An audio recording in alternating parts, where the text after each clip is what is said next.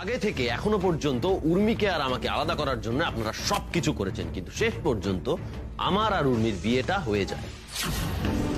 আর ঠিক বিয়ের পরে আমি আর উর্মি যাতে শান্তিতে থাকতে না পারি তার জন্য যা যা করার দরকার হয় আপনারা সবটা করেছেন। সব মিথ্যে কথা, সব বানানো কথা। তোমার সাহস হয় কি করে এত বড় দোষারোপ করার? তুমি দেখছো কত বড় অভিযোগ করছে আমাদের বিরুদ্ধে। মুখের ওপর সব সত্যি কথাগুলো বলছি বলে মেনে নিতে অসুবিধা হচ্ছে না আপনাদের? সত্যি তুমি বললেই সব সত্যি হয়ে যাবে? আমি বললেই সব সত্যি হয়ে যাবে এরকমটা তো কোনো কথা নেই। আমি যেগুলো বলছি তার সব কটার প্রমাণ আছে, তাই এগুলো সত্যি। আপনারা এতদিন ধরে যা যা অপকর্ম করেছেন তার সবকিছুর হিসেব আমার কাছে আছে। হ্যাঁ, আপনারা এখন যখন শুনতে চাইছেন তাহলে ফাইনাল লিস্টটা শুরু করি। মামুনি,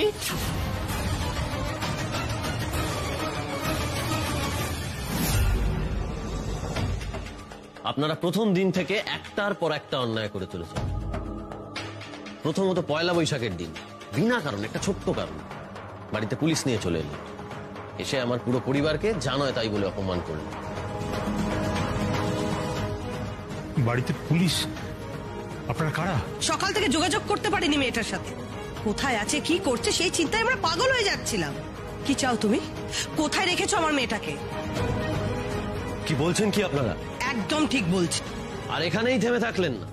প্রথমবার দাদু যখন বিয়ের প্রস্তাব দিল ঠিক তখনই আপনি উর্মিকে ভুল বোঝাতে শুরু করলেন। বললেন আমি নাকি সম্পত্তির লোভে উর্মিকে বিয়ে করতে চাই, এই বলে উর্মির মনটা বিষিয়ে দিতে চাইলেন। আপনার আসল উদ্দেশ্য তো আমাদের সম্পত্তি।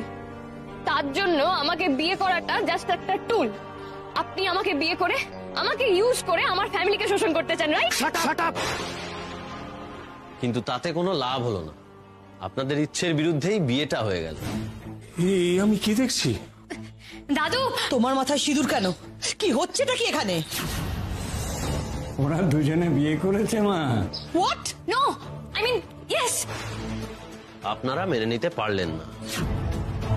আর ঠিক বিয়ের পর আমরা যখন একে অপরকে চিনছি, বুঝছি, জানছি, ঠিক আমাদের সম্পর্কের ভিতটা যখন তৈরি হচ্ছে তখন আপনারা আবার আমাদের ভিতটা নড়িয়ে দেওয়ার চেষ্টা করলেন। বাড়িতে পুলিশ নিয়ে এলেন, পাড়া প্রতিবেশী ডেকে আমাদের অপবাদ দিলেন আমরা নাকি উর্মিকে অত্যাচার করি, নির্যাতন করি। উর্মি আপনাকে অন্ধের মতো বিশ্বাস করে। প্রথম দিনেই আমি বুঝেছিলাম আপনি খুব একটা সুবিধের লোক না। সরি, ভুল বললাম, আপনারা খুব একটা সুবিধের লোক নন। আর আপনারাও বুঝে গেছিলেন যে আমাকে বশ করাও এতটা সহজ কাজ হবে না। অনেক চেষ্টা করেছিলেন আমাকে আটকাবার, কিন্তু পারলেন না। আর যখন পারলেন না তখন সব থেকে বড় স্টেপটা নিয়ে বসলেন দোলের দিন। কি বলছো কি তুমি? দোলের দিন মানে? হ্যাঁ, দোলের দিন। আপনারা অস্বীকার করতে পারেন সেদিন উর্মির সঙ্গে যে ঘটনাটা ঘটেছিল তার পেছনে আপনারা দায়ী ছিলেন না?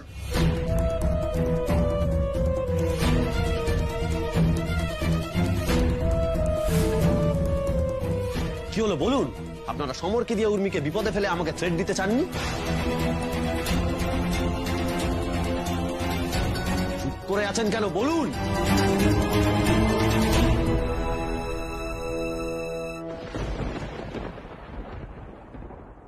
অন্যায় করলে তার শাস্তি তো পেতেই হবে মামুনি। আপনারা উর্মির ক্ষতি করতে চেয়েছেন, এত সহজে তো আমি ছাড়বো না। কি করবে তুমি? হ্যাঁ, কি করবে?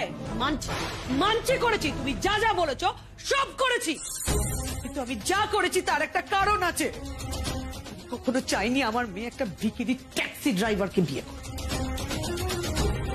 এইভাবে কষ্টে খেটে মরুক, তা আমি চাইনি।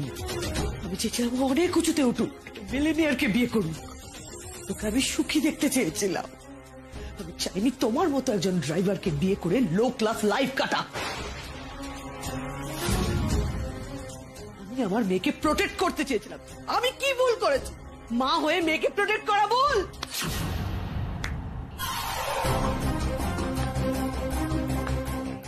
মেশো বৌমা, বাহ!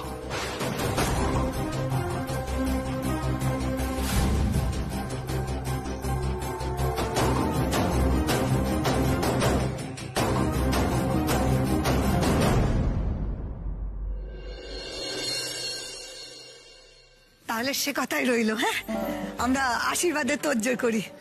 আজকে আসি। হ্যাঁ, আচ্ছা ঠিক আছে, সাবধানে যাবে।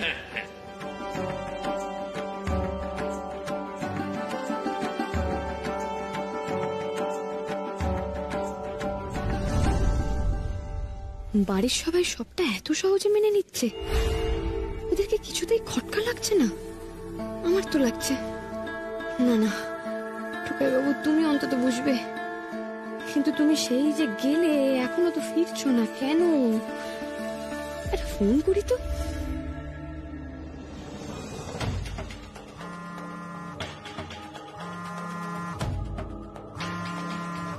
বলছো তোমার নিজের কানে পৌঁছচ্ছে। একবার বলছো সাত্যকে উর্মিকে প্রোটেক্ট করতে পারবে না, আবার বলছো তুমি জানতে সাত্যকে উর্মির কোনো ক্ষতি হতে দেবে না। এসবের মানে কি? যাক, এতদিন পরে তাহলে সবার সামনে আমি মামনির আসল চেহারাটা তুলে ধরতে পারলাম। আমার চিরকালই সন্দেহ হতো মেজবতী আদৌ উর্মিকে ভালোবাসে কিনা। কারণ ছোট থেকে উর্মির এমন ভাবে ব্রেন ওয়াশ করত যাতে ও কোনোদিনই নিজে হাতে কোনো কিছু করতে না পারে।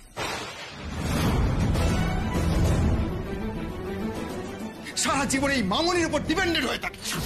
এতে অন্যায় কি তুমি দেখতে পাচ্ছ? অলোক, সব মা চায় তার সন্তান তার নিজের কাছে থাকে। হ্যাঁ, ও তাই বুঝি? সেই জন্য তুমি উর্মির জীবন থেকে সাত্যকীকে সরিয়ে দেওয়ার জন্য উর্মিকেই পুড়িয়ে দিতে চাইছিলে। কি ভেবেছিলে উর্মি তারপর তোমার কাছে ফিরে আসবে? সর্বনাশ, এ কথা যে অন্যদিকে ঘুরছে। এরপর বেশি মুখ খুললে আসল সত্যিটা বেরিয়ে যাবে যে আমরা সবটা সম্পত্তির জন্য করছি। দেখো অলোক, আমি কি গায়ত্রী, যে মেয়েটা নিজের মায়ের থেকে তোমাকে বেশি ভালোবাসে, মামনিকে চোখে হারায়, মামনি ছাড়া তার জীবন অচল, সেই মেয়েটার এত বড় ক্ষতি করতে তোমার এতটুকু হাত কাঁপলো না গায়ত্রী? তুমি এইভাবে উর্মির জীবন নষ্ট করতে চাইছিলে?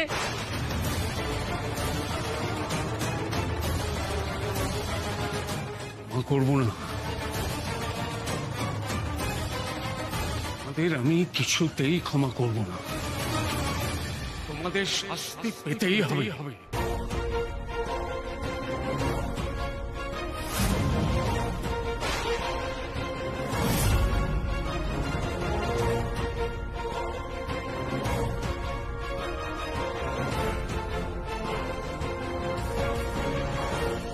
কি হলো? টুকাই বাবু এখনো ফোন ধরছে না কেন? সন্ধে হয়ে গেল, এখনো বাড়িতে আসার নাম নেই। রাস্তাঘাটে কিছু হয়ে গেল না তো? ওফো, আমি তো আজে বাজে কেন ভাবছি? কাকিমণিকে একটা ফোন করলে তো জানতে পেরে যাবো টুকাই বাবু এই বাড়িতে আছে কি নেই।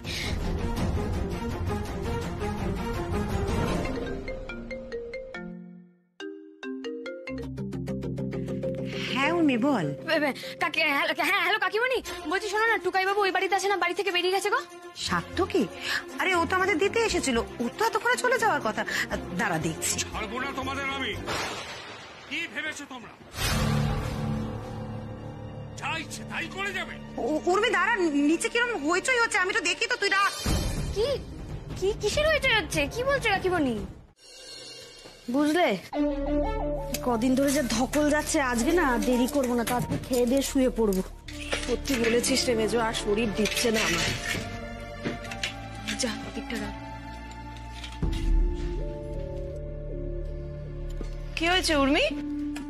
ওরকম ধপ করে বসে গেলে যে? আর কোথায় ছিলে এতক্ষণ? অনেকক্ষণ তো সারা শব্দ পাইনি তোমার।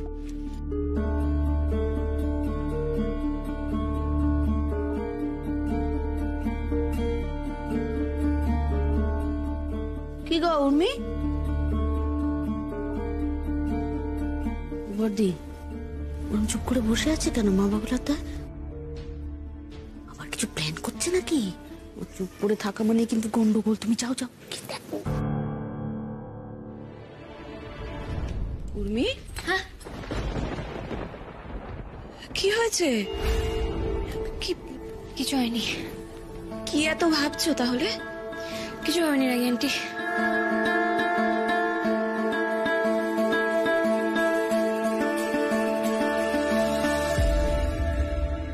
কি হলো মেয়েটার?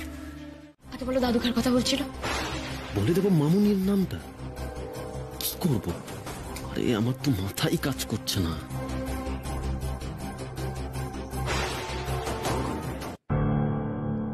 সমর। সমর কাকা? হ্যাঁ, সমর কাকার কথাই বলছিল। মিথ্যা কথা বলছো তুমি। তুমি আমাকে পরিষ্কার মিথ্যা কথা বলছো। সমর কাকার কথা তো দাদু বলতে পারে না, কারণ আমি নিজের কানে শুনেছিলাম দাদু বলছিল যারা আমার উর্মি দিদি ভাই সাত্তকী দাদু ভাইয়ের ক্ষতি করতে চায় তাদেরকে আমি বাড়ি থেকে বের করে দেবো। সমর কাকা তো আমাদের বাড়িতেই থাকে না, তাহলে বাড়ি থেকে বের করে দেওয়ার কথা আসে কি করে? উর্মিকে তো মিথ্যে বলেও লাভ হলো না দেখছি। মিথ্যা কথা কেন বলছো টুকাই বাবু? যে মানুষটা বাড়িতে নেই তাকে বাড়ি থেকে কি করে বের করবে দাদু? আরে আমার পুরো কথাটা আগে শোনো। আমি সমরের ব্যাপারে সবার সামনে বলতে দাদু একটু উত্তেজিত হয়ে গেল। ওই পুরোনো কথা বলছিল যে কিভাবে সমরকে বাড়ি থেকে বের করে দিয়েছে সেগুলোই বলছিল।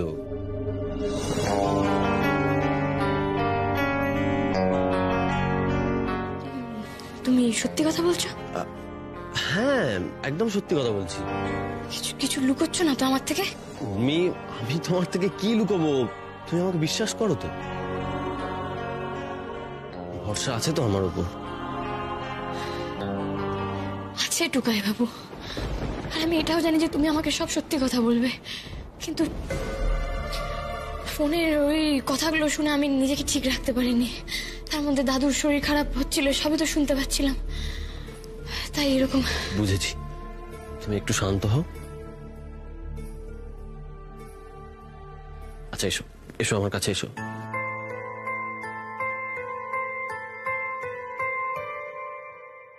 বাবা এবার কিছু খেয়ে নিন, কাল সারা রাত আমাদের কিচ্ছু খাওয়া হয়নি, আর এইভাবে যদি না খেয়ে থাকেন তাহলে তো আরো শরীর খারাপ করবে। আমি টুম্পাকে বলেছি আপনার ব্রেকফাস্টটা দিতে। টুম্পা, টুম্পা, বাবার ব্রেকফাস্টটা দিয়ে যাও না।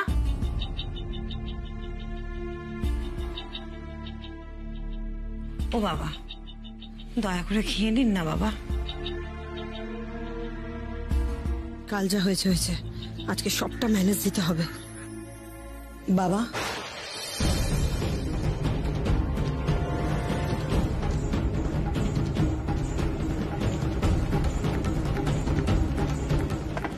আপনার খাবার।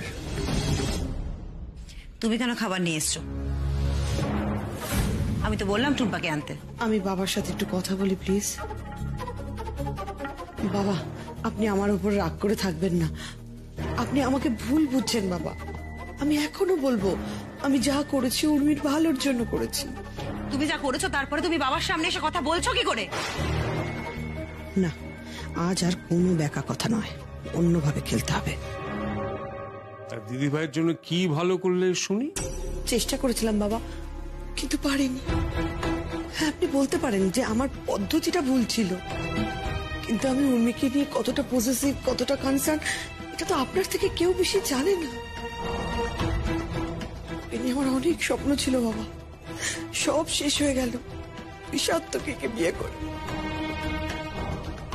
আমার বেটা কত কিছু করতে পারতো, কত বড় বাড়িতে বিয়ে হতে পারতো, পায়ের ওপর পা তুলে থাকতে পারতো, কিন্তু না, কিচ্ছু হলো না।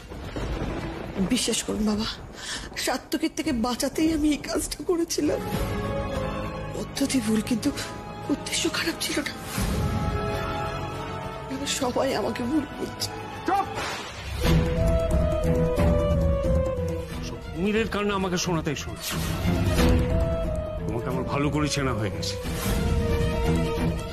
আর শোনো, একটা মিথ্যে কথা বারবার বললেই সেটা সত্যি হয়ে যায় না।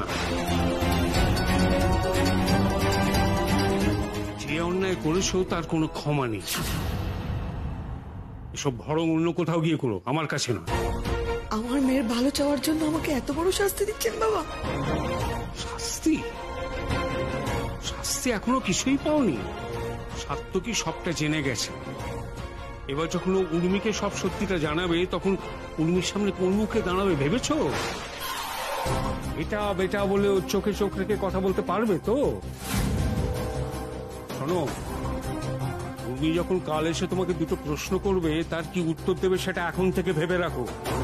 আমার কাছে সাফাই গাইতে হবে না।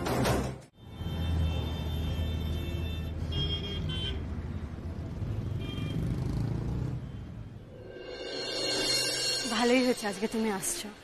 তুমি জানো আজকে দাদা ভাইয়ের বার্থডে সেলিব্রেট হবে। এখন আমরা সবাই মিলে অনেক আয়োজন করব, অনেক মজা করব। তুমি আসছো এটা জেনে সবার খুব ভালো লাগবে। সত্যি কথা বলতে নন্দিনী, তোমাদের সবার সাথে টাইম স্পেন্ড করতে আমার বেশ ভালো লাগে। আচ্ছা বলছি যে তোমাদের বাড়িতে আশীর্বাদের সব প্রিপারেশন নেওয়া শুরু হয়ে গেছে না? মা, বাবা, পর্ণা আমাদের বিয়ে নিয়ে মাথা খারাপ করে ফেলে। প্রিপারেশন নিচ্ছে নিশ্চয়ই, কিন্তু এই ব্যাপারে আমি ঠিক জানি না। এদিকে আমি তো যেটি মেরেছিলাম সেইটি মেরেই পড়ে আছি। বাড়িতে তো এই নিয়ে কোনো উচ্চ বাচ্চাই নেই। কি হলো? হ্যাঁ কি হয়েছে? কই কিছু না তো। আচ্ছা নন্দিনী, আমি দেখছি কয়েকদিন ধরে তুমি খুব আনমনা হয়ে রয়েছো। কিছু একটা নিয়ে খুব ভাবছো, স্ট্রেস নিচ্ছ। আচ্ছা কি ভাবো এত বলো তো? কই কি ভাবো? কিছু না। আচ্ছা নন্দিনী, এই করে করে তো অনেক দিন হলো, তাই না? আমি জানি তুমি বরাবর একটু গম্ভীর ছিলে, কিন্তু হাসতে কখনো ভুলে যাও না। আর এখন যে মানুষটিকে আমি দেখি, কেমন অচেনা লাগে নন্দিনী। তুমি সারাক্ষণ কেমন নার্ভাস থাকো, কি জানি একটা চিন্তা করো। আচ্ছা নন্দিনী, তুমি কি আমাদের বিয়ে নিয়ে খুব চিন্তা করছো? না না, চিন্তার কি আছে? দেখো বিয়ে নিয়ে একটু তো চাপ থাকেই। আচ্ছা নন্দিনী, আমাদের দুজনের তো বিয়ে হতে চলেছে, এটা তো খুব আনন্দের ব্যাপার। কিন্তু এই কারণে যদি তোমার হাসি মিলিয়ে যায়, তাহলে সেটা তো আমার জন্য খুব টেনশনের হয়ে দাঁড়ায়, তাই না? আমাকে বলো না নন্দিনী, কি হয়েছে? আচ্ছা তুমি এরকম বদলে যাচ্ছ কেন? নন্দিনী প্লিজ বলো কি হয়েছে, আমি সবটা জানতে চাই।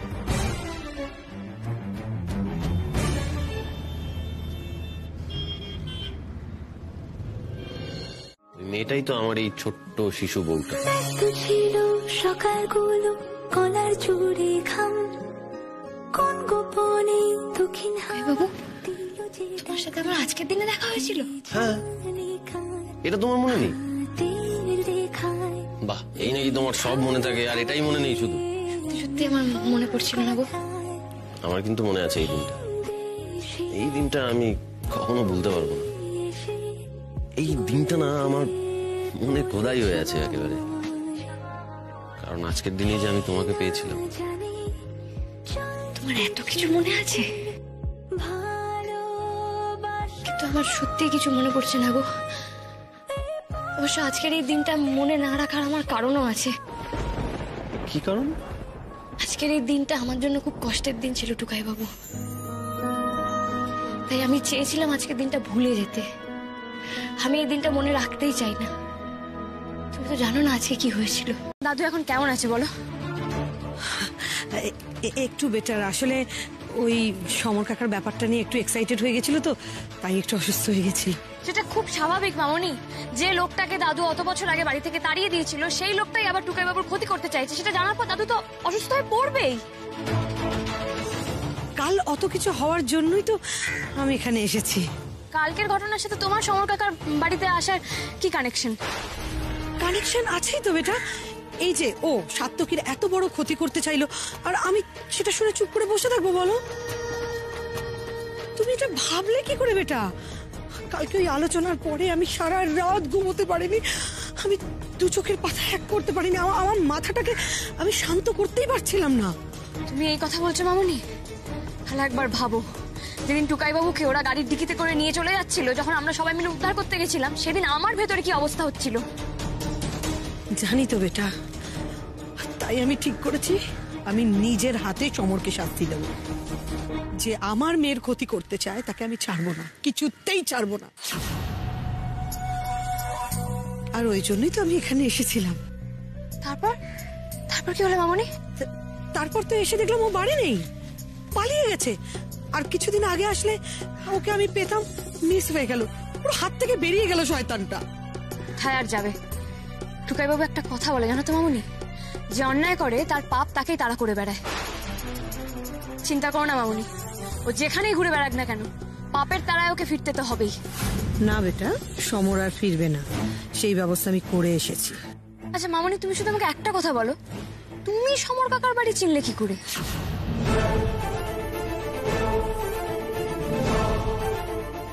চিনবই তো, সমর আমাদের কতদিন আগেকার লোক বলো তো।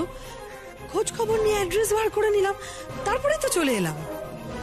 শোনো বেটা, তোমার জন্য তোমার মামুনি সব করতে পারে। এই লোকটাকে আমি পুলিশে দেবো। হ্যাঁ মামনি, পুলিশে তোকে দিতেই হবে। কিন্তু মামনি, সমর কাকা তো একজন ক্রিমিনাল, তাকে ধরতে তুমি একা একা চলে এলে। কাউকে সাথে নিয়ে এলো না কেন? না আসলে তুমি তো বললে যে তুমি ওকে পুলিশের হাতে তুলে দিতে চাও, কিন্তু তুমি কি পুলিশকে সে কথা বলেছো? হ্যাঁ বলেছি তো। তাহলে পুলিশ নিলে না কেন?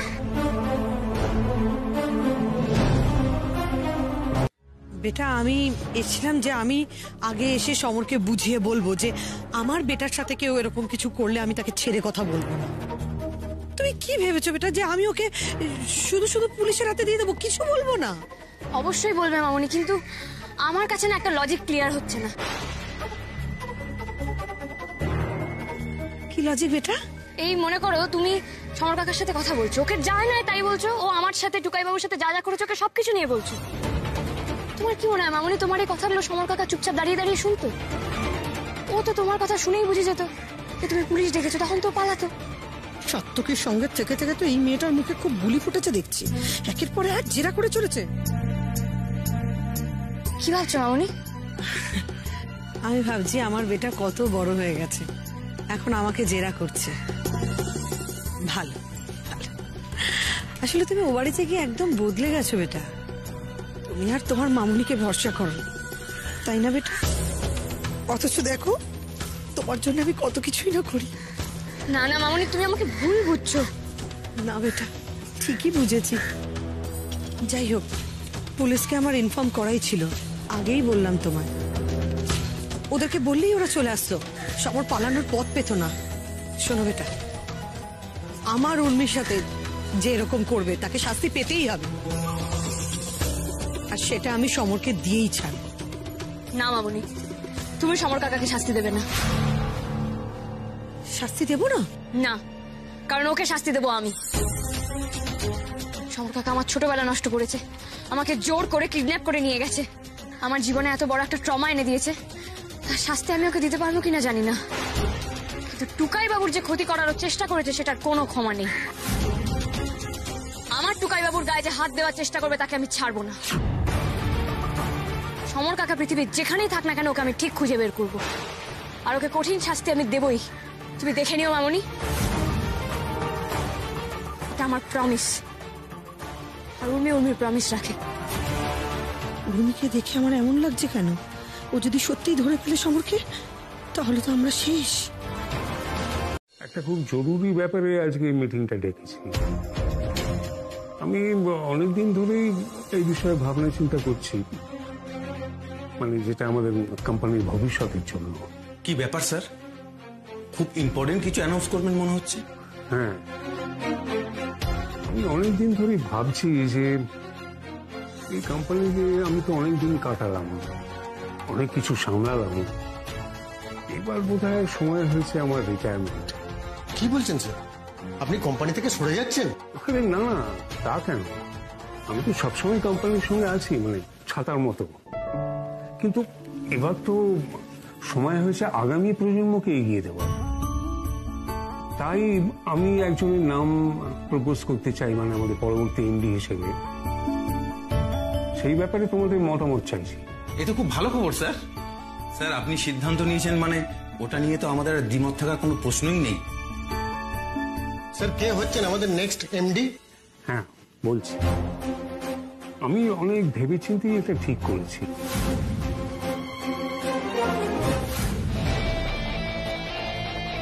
যে আমাদের পরবর্তী এমডি হবে, সে হচ্ছে শুভ্র বিকাশ রক্ষী।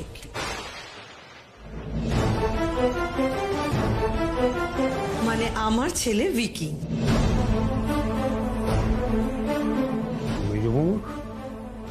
তুমি এখানে কি করছো? সে কি বাবা, এই বোর্ড মেম্বারদের মধ্যে তো আমিও একজন, তাই আমার থাকাটা তো স্বাভাবিক। আসলে হীরক নেই তো, তাই আমাকে আসতেই হলো এই নামটা সবার সামনে তুলে ধরার জন্য। সত্যিই তো কোম্পানির স্বার্থে ভবিষ্যৎ প্রজন্মেই তো হাল ধরা উচিত। আর আপনাদের বাড়ির ছেলে মানে সে তো আপনাদের মতোই সুন্দর কাজ করবে। এতে আমাদের কোনো সমস্যা নেই। এটা খুব ভালো সিদ্ধান্ত হয়েছে, এটা দরকার ছিল। Thank you so much.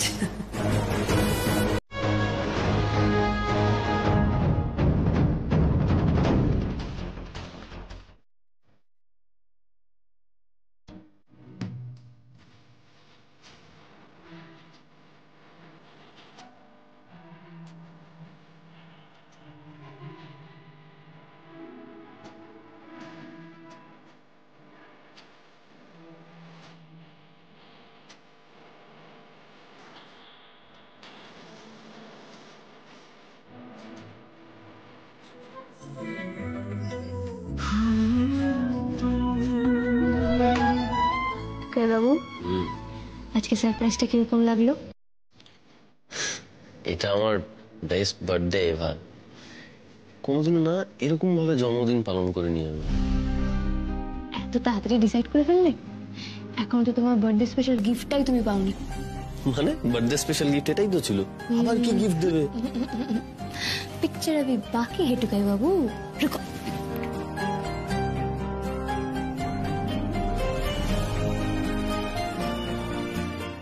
এই নাও তোমার গিফট। কি এটা? তোমার মাউথ অর্গান ক্লাসের ফর্ম।